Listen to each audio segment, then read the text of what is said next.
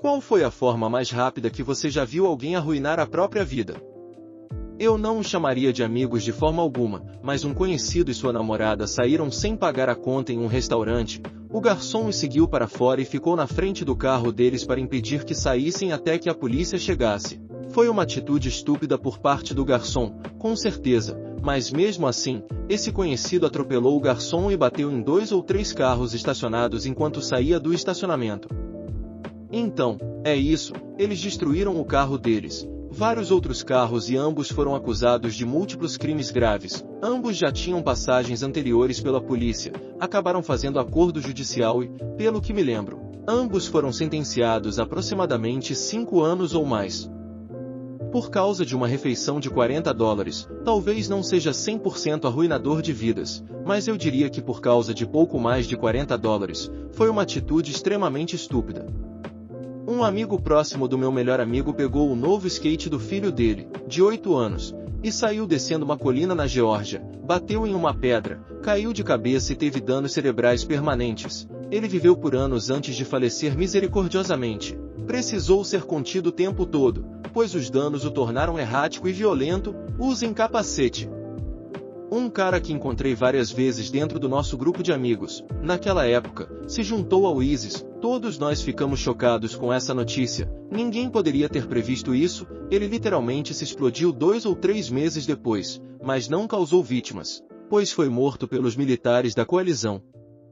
Sou advogado. Outra advogada bem respeitada na minha jurisdição esteve envolvida em um acordo de propriedade absolutamente enorme, envolvendo dezenas e dezenas de escrituras, acordos paralelos, documentos financeiros, etc. Todo o conjunto, presumivelmente envolvendo literalmente uma centena ou mais de assinaturas, havia sido aprovado por seu cliente, nas primeiras horas da manhã, depois de provavelmente ter trabalhado incansavelmente durante horas para preparar tudo para o acordo no dia seguinte. Ela deve ter percebido que havia esquecido de obter uma assinatura em um documento menor de seu cliente, então ela falsificou. Eu entendo a pressão sob a qual ela estava e como ela provavelmente pensou: não importa, meu cliente teria assinado de qualquer maneira e só não o fez porque esqueceu. Ninguém nunca vai perceber. Alguém percebeu e ela passou de uma advogada de propriedade muito bem paga para nunca mais poder exercer a profissão. Assim mesmo, de vez em quando, as pessoas me pedem para provar coisas, como advogado, e sugerem que eu ignore irregularidades menores, como querer que eu testemunhe uma assinatura, mesmo que eu não tenha realmente visto o signatário assinar. Então, elas ficam ofendidas e agem como se eu fosse um perfeccionista chato quando eu não concordo em fazer isso.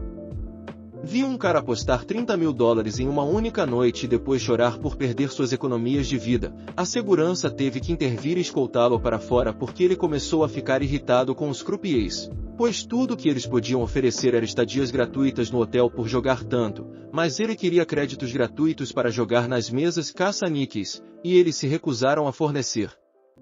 Vi um piloto sem classificação de instrumentos decolar em condições IMC, Instrument Meteorological Conditions, que é uma categoria de voo que descreve condições meteorológicas que exigem que os pilotos voem principalmente por instrumentos. Em vez de usar referências visuais para manter o voo controlado, ele tinha toda a família a bordo. O tempo estava piorando, ele concordou que seria impossível voltar para casa, mas queria chegar a um aeroporto municipal maior para que não precisassem ficar em um motel. O frentista de combustível e um grupo de pilotos veteranos que estavam por perto no escritório do aeroporto ofereceram-se para levá-lo a um lugar melhor, mas ele achava que teria uma melhor chance de sair no dia seguinte do outro aeroporto. As condições não estavam tão ruins quando ele decolou, mas todos nós concordamos mais tarde que ninguém sem classificação de instrumentos deveria ter voado naquele dia. Assim, a última vez que alguém viu aquela família inteira, piloto, esposa, 2 filhos adultos, com vida foi quando todos nós os vimos decolando e voando logo abaixo da base das nuvens em direção ao aeroporto municipal mais próximo. Eles caíram em uma camada de nuvens a 10 milhas de distância. Não houve sobreviventes. No total, provavelmente levou 15 minutos para esse homem tomar a pior e última decisão de sua vida. Isso aconteceu há mais de 30 anos, mas me atormentou desde então. O que eu deveria ter feito de forma diferente para convencê-lo a não voar? Eu era um piloto novato na época, mas até eu sabia que era uma ideia ruim. Havia pelo menos outros 3 pilotos lá naquele dia. Será que ele se sentiu pressionado por todos nós? Será que poderíamos ter escolhido o veterano mais experiente, direto e de voz rouca para conversar com ele e dar-lhe um "não sou seu pai", mas conselho? Será que deveríamos tê-lo abordado e tirado suas chaves? Chamar a polícia? O que teríamos dito a eles? Desde então, já superei isso, mas ainda há momentos ocasionais em que sinto que falhei. Briga de bar. Houve uma grande confusão por cerca de 30 segundos. Um cara achou que outro estava flertando com sua acompanhante, acertou um soco surpresa nele. O outro cara caiu e bateu no balcão. O bar tinha um descanso de latão na base. O pescoço do cara se quebrou com um estalo tão alto que dava para ouvir em todo o salão. Isso é assustador de se pensar. Eu tinha 22 anos e trabalhava no centro da cidade construindo arranha-céus como um ferreiro. Costumávamos ir a um bar chamado Balfre, onde tinha um desses bares de latão na base da mesa principal do bar. Eu tinha pedido uma cerveja, mas quando alcancei, derrubei acidentalmente a bebida de um senhor em seu paletó completamente. Era um terno muito bonito e sua camisa estava perfeitamente arrumada e passada. Claramente ele tinha se dado bem na vida. Me desculpei muitas vezes e disse que foi um acidente que pagaria pela limpeza a seco. Ele começou a me ofender, dizendo que trabalhadores da construção como eu não pertencem a esse tipo de bar e que idiotas que trabalham com as mãos deveriam beber no beco com o resto dos desocupados e sem teto, já que somos todos vagabundos sujos. Eu tinha pavio curto na época e andava com cerca de 111 kg. Ele me empurrou e eu reagi com um dos socos mais fortes que já dei. Nocauteando de pé, ele caiu e bateu a cabeça na barra de latão, e o sangue começou a escorrer dos ouvidos dele.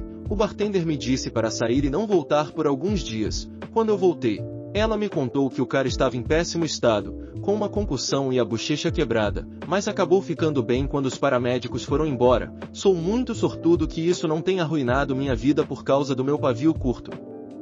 Um dos meus melhores amigos estava prestes a terminar a faculdade, tinha planos de carreira, dinheiro e estava em boa forma física. Tudo estava bem, mas na noite de véspera de Ano Novo, ele entrou em uma famosa casa noturna em Berlim.